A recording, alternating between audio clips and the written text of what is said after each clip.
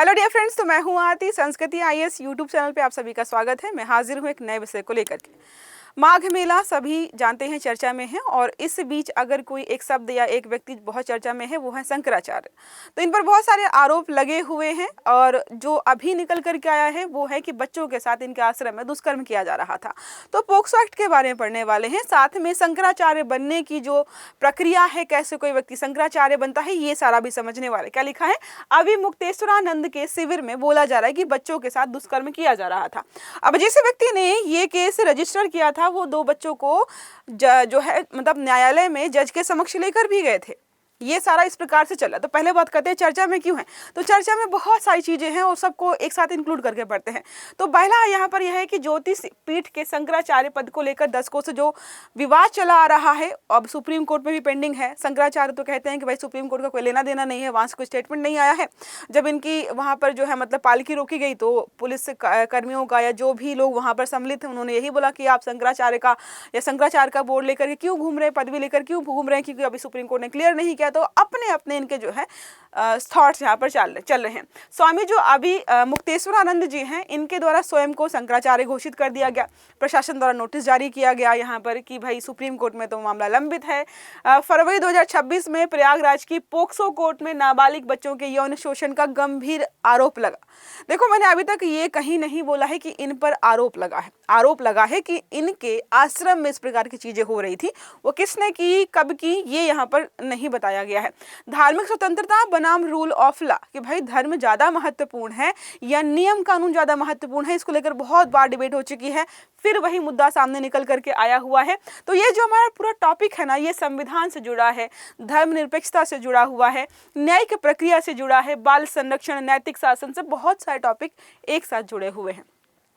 ध्यान नहीं देंगे तो लगेगा सिर्फ धर्म का मुद्दा है, ध्यान देंगे तो पता चलेगा कितने सारी चीजें एक साथ जुड़ी हुई हैं। अब बात करते हैं ज्योतिष पीठ विवाद की समीक्षा।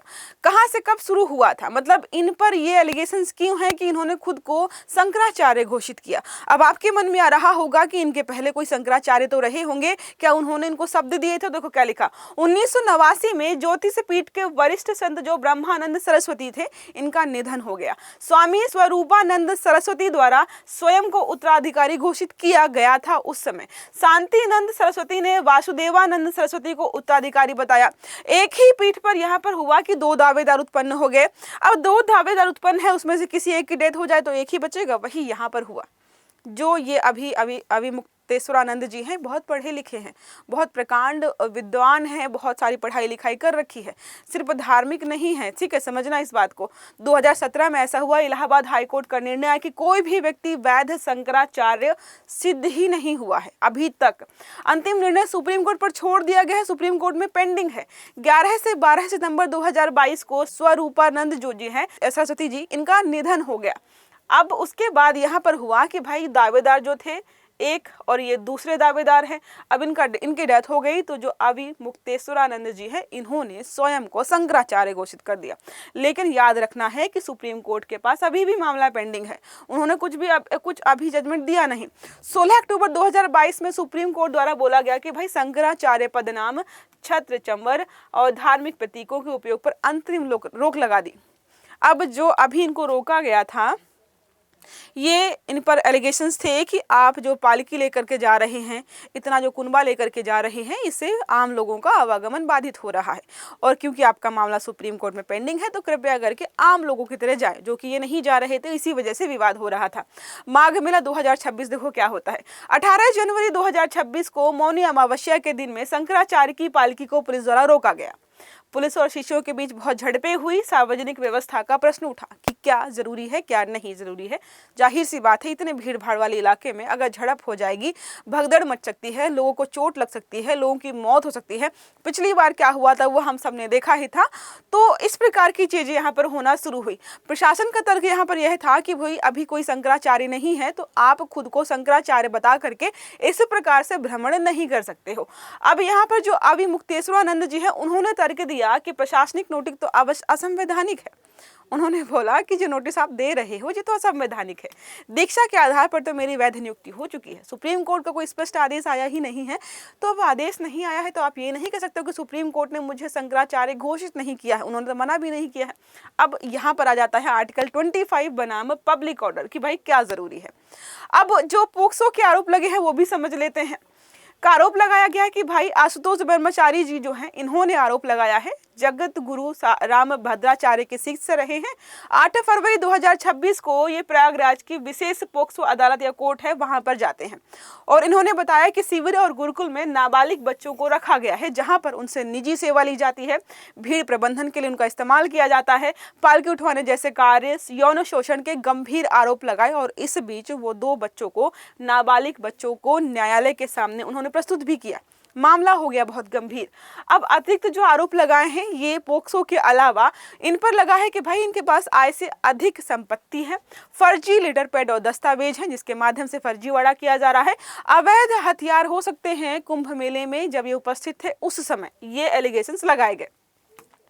अब इनका पक्ष भी सुनते हैं जो शंकराचार्य जी हैं।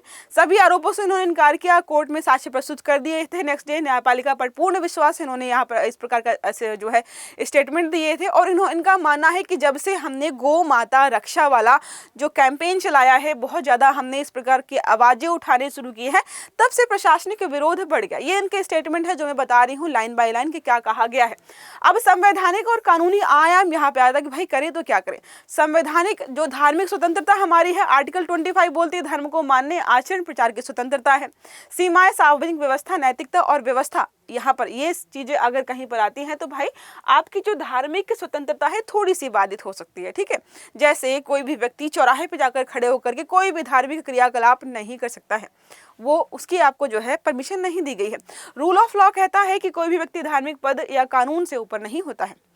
आप जो है भीड़ भाड़ वाले इलाके में ऐसा कुछ भी नहीं करेंगे जो रूल ऑफ लॉ को लागू करने से रोके, और इसी के तहत यहाँ पर पुलिस प्रशासन ने उनको रोकने की कोशिश की थी। धार्मिक संस्थाएं भी न्यायिक समीक्षा के अधीन आती हैं और इसके तहत बहुत बार कार्यवाही भी हुई है।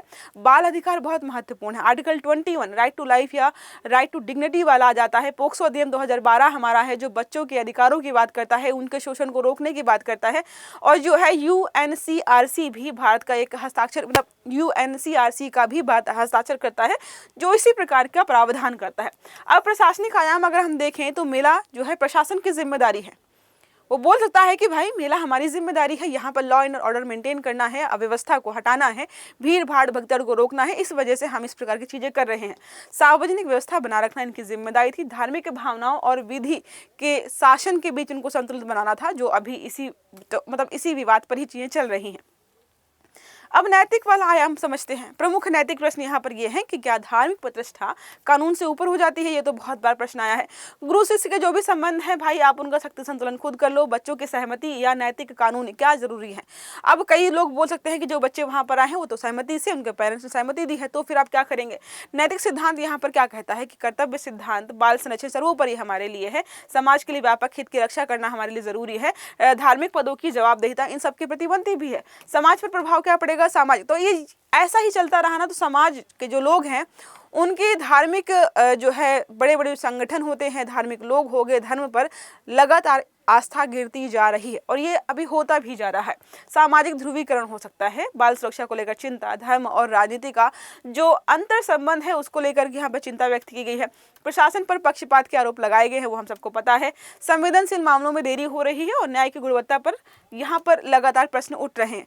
चुनौतियां यही है, बार बार जो आ रहा है कि धार्मिक संस्थानों की पारदर्शिता, कि उनके आवास में या उनके आश्रमों में क्या हो रहा है, क्या नहीं हो रहा है, क्या हमें ये पता नहीं होना चाहिए। ये लंबी प्रक्रियाएं चलती हैं कि कोर्ट की कार्यवाही हो रही 10 साल तक। अफवाह, फेक न्यूज, बाल पीड़ितों का शोषण, सुरक्षा, गोपनीयता, इन सभी पर प्रश्न उठाए गए हैं। अब आगे हमें क्या करना चाहिए इन सबको ध्यान में रखते हुए। तो धार्मिक पदों हेतु हमारे पास स्पष्ट प्रावधान। अभी देखो शंकराचार्य जी ने क्या बोला कि सुप्रीम कोर्ट ने कोई भी जवाब नहीं दिया, ना तो मना किया है और ना ही शंकराचार्य घोषित किया है। तो मुझे लगता है कि उनको एक स्पेसिफिक जो है एक आदेश दे देना चाहिए स्पष्ट कि क्या करना है क्या नहीं करना है। बाल संरक्षण तंत्र को मजबूत करने की जरूरत है। भाई बच्चे इतने सारे जो है शोषण का शिकार हो रहे हैं, गायब हो रहे हैं। इस समय पूरी दुनिया में एक ही जो है विषय जो चर्चा में है वो है बच्चों। तो एप्स्टीन फाइल के बाद तो बच्चे चर्चा में है ही, बार बार अभी भी आ रहा है कि बच्चे गायब हो रहे हैं। उनको लेकर के बहुत सारी चीज़ें हमें करने की ज़रूरत है। धार्मिक संस्थानों का सामाजिक व वित्तीय ऑडिट कभी जो होता ही नहीं, ये तो कभी नहीं होता है, इसको करने की ज़रूरत है। फास्ट ट्रैक कोर्ट में सुनवाई हो ताकि लंबे मामले ना चलें, कानून का निष्पक्ष और कठोर पालन होना चाहिए। अब एक प्रश्न हमारा इसी आर्टिकल से संबंधित है। प्रश्न पूछा जा रहा है, शंकराचार्य पद से संबंधित विवाद के संदर्भ में निम्नलिखित कथनों पर विचार कीजिए। पहला है, शंकराचार्य पद से संबंधित अंतिम निर्णय सुप्रीम कोर्ट में लंबित है। दूसरा है, इलाहाबाद हाई कोर्ट ने दोनों दावेदारों को वैध शंकराचार्य घोषित किया था। तीसरा है, सुप्रीम कोर्ट ने शंकराचार्य पद नाम और धार्मिक प्रतीकों के उपयोग पर रोक लगाई है। सही आंसर आपको देना है कमेंट बॉक्स में। आई होप ये आर्टिकल आपको समझ में आया होगा। अगर वीडियो अच्छा लगा है तो लाइक करना है, चैनल को सब्सक्राइब करना नहीं भूलना है, बेल आइकन दबाइएगा ताकि जितने भी इस प्रकार के आर्टिकल्स हैं वो सारे आपको समय पर मिलते रहें। तो अच्छे से पढ़िएगा। Have a good day. Thank you.